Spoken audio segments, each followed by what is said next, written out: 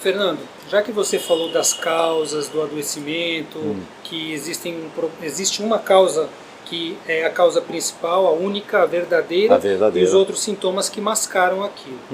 De onde vem essa causa geralmente? De onde que a gente pode, na maioria das vezes, descobrir a causa dos nossos problemas, das nossas doenças? Essa pergunta é bem interessante, porque eu sempre nessa minha caminhada, eu ficava tentando descobrir qual é o motivo das pessoas adoecerem, sofrerem. Como médico, a gente quer aliviar o problema das pessoas, se possível até resolvê-los, né? Porque é quase uma missão nossa, né, fazer isso, né? E aí, o que aconteceu? Isso aí já, desde que começou a medicina, eu na faculdade, na residência, eu comecei a observar que os clientes tinham um sério problema emocional junto com a doença. E esse problema emocional, com o passar do tempo, eu comecei a observar que ele definia o rumo dessa doença. Se o cliente ia melhorar, ou se ele ia ficar no mesmo lugar, ou até se ele pioraria. Se ele vai, aqueles sintomas vão se agravar. É muito interessante. E sabe como eu comecei a ver isso aqui? Olhando para o cliente. E aí o que eu observei na residência de gastrocirurgia, né? Então chegava no final do dia, nós residentes, íamos ver os clientes que chegaram, os que internaram. E aí cada residente tinha um número de clientes, de doentes que estavam internados. A maioria, os outros colegas iam lá, pegavam os prontuários e descobriam qual era o problema, para ver que tipo de cirurgia ia gerar. Eu fazia diferente, eu olhava para as pessoas que internaram e escolhia os meus clientes pela expressão. Era interessante. Expressão não dá pra... verbal, facial. Facial, é uma linguagem não verbal. Naquela época eu fazia tudo por intuição, né? Mas eu olhava e falava assim, esse aqui vai complicar, aquele lá vai dar certo, esse aqui sai fácil, esse aqui não está com uma cara que vai ter um rumo legal. Aí o que acontecia? Eu selecionava os clientes que eu ia atender exatamente pelo aspecto dele. Eu ganhei uma fama no hospital muito interessante, falar assim, os clientes do Fernando não complicam. Eles faziam a cirurgia, iam embora rápido, aí eu pegava mais clientes e assim iam. E os outros ficavam com clientes complicados. Eu não contei o segredo para eles, estou contando para você, né? Porque eu olhava, era para o doente. E a grande descoberta, que no fundo não é nem nova, o pior é que eu achei que eu tinha descoberto isso, né? Você seguiu Hipócrates, né? Hipócrates, exatamente. Quando eu fui ver, Hipócrates, que é o pai da medicina, e a gente não aprende isso na faculdade, falava assim, não devemos tratar a doença, devemos tratar o doente. É o doente que é o mais importante, porque a doença é uma forma de expressão do doente. É uma mensagem que ele precisa entrar em contato do seu mundo interno. E aí, falei, gente, por que Hipócrates falou isso e nós na medicina não aprendemos? Brigamos com a doença. Seguimos outro caminho. Seguimos um caminho completamente estranho. E aí, na prática médica, eu comecei a ver como Hipócrates realmente era um gênio, né? Porque ele já falava, você tem que olhar para o indivíduo. E aí tem até um princípio que Hipócrates colocou que chama o princípio da alternância somática. Ele falava assim, se o indivíduo precisa de uma doença e você tirar a doença dele, ele vai desenvolver outra. Ou ele traz essa mesma doença com intensidade maior, ou ele traz outra. Por quê? Porque ele precisa se expressar. E aí, dentro dessa jornada toda, eu fui descobrindo o quê? Que por trás de toda doença física, tinha uma doença emocional.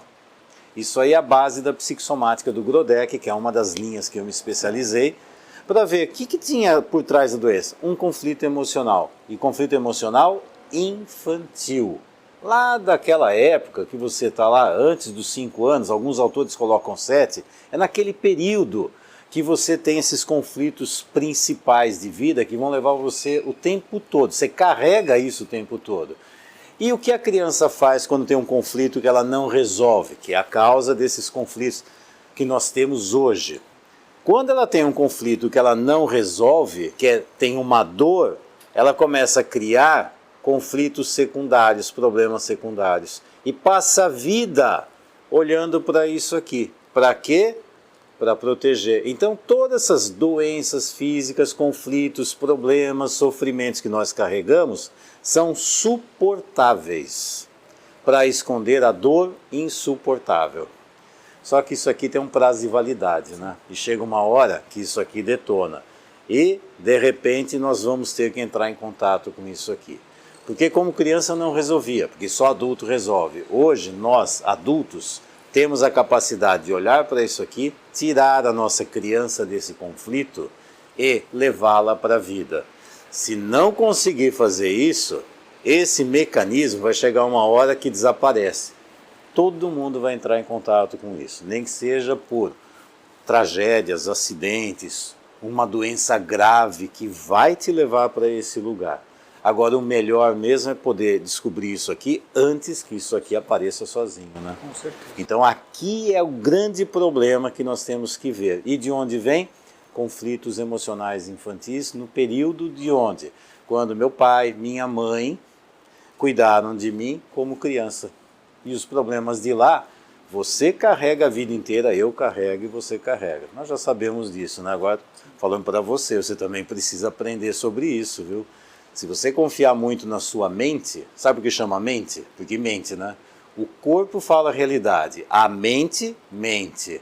E aí, é até interessante, eu vou até emendar essa história, porque geralmente quando a pessoa fica assim, ah, mas qual é a causa? A causa é daqui. Mas como é que você descobre esse problema daqui? Como é que você acha esse problema? Porque o cliente mostra isso, e nós precisamos descobrir isso. Descobrimos através de 3 caminhos importantes. Não é pelo que ele fala. Nunca pelo que ele fala. Aliás, às vezes, como tem a comunicação não verbal, o jeito que fala já é uma comunicação interessante. Como jeito? Está fazendo jeito de vítima, jeito de arrogante, jeito de sabedoria. É um jeito de falar. Falei, esse jeito de falar dá dicas, tá? Basicamente é linguagem não verbal. Então não é muito nisso aqui. Na linguagem não verbal, a gente descobre isso. Porque o que o corpo fala a realidade. Então é leitura corporal. O corpo, seu corpo conta a sua história. O meu corpo conta a minha história. Se você souber ler o meu corpo, você vai saber uma série de conflitos que eu carrego desde a minha infância, até hoje. Está escrito aqui, ó. Se você souber ler, já é um atalho para você descobrir a causa principal.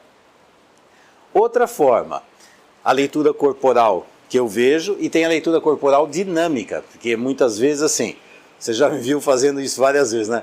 Faz uma pergunta chave, importante, poderosa, a reação do indivíduo à pergunta, a reação do corpo, já me dá uma dica do que foi, do que está lá. Onde você tocou. Onde você é. É como o explorador do dentista, tem aquele ferrinho que vai mexendo no dente até chegar no... Ai, achou uma cárie. As perguntas têm essa função. E essas perguntas eu trouxe do coach, né, que eu fui agregando na consciência sistêmica várias ferramentas. Então, a linguagem corporal, a leitura corporal passiva, vê a forma, e a dinâmica, que eu vou cutucando, estímulo, reação. Outra forma, linguagem da doença, que a doença fala, a doença diz a verdade sobre nós. A própria doença... A doença é a fala da sua criança interna. Quem manda no corpo é a sua criança interna, não é a sua cabeça não, viu? Se não souber cuidar da sua criança, ela vai expressar os conflitos dela pelo corpo. Por isso a doença física vem para isso. E a terceira ferramenta, extremamente importante, que é uma ferramenta muito útil, que o Roberto agora também já está praticando, que já aprendeu.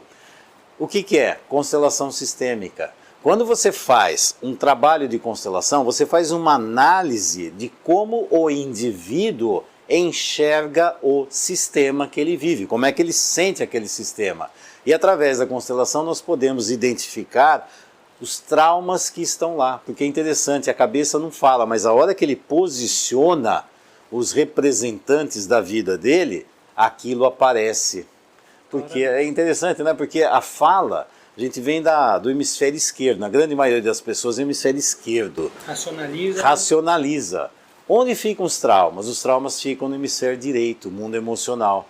E quando posiciona, esse posicionamento vem no hemisfério direito. Então, dentro da consciência sistêmica, pegamos uma série de recursos da neurociência, vem longe, mas esse é um deles.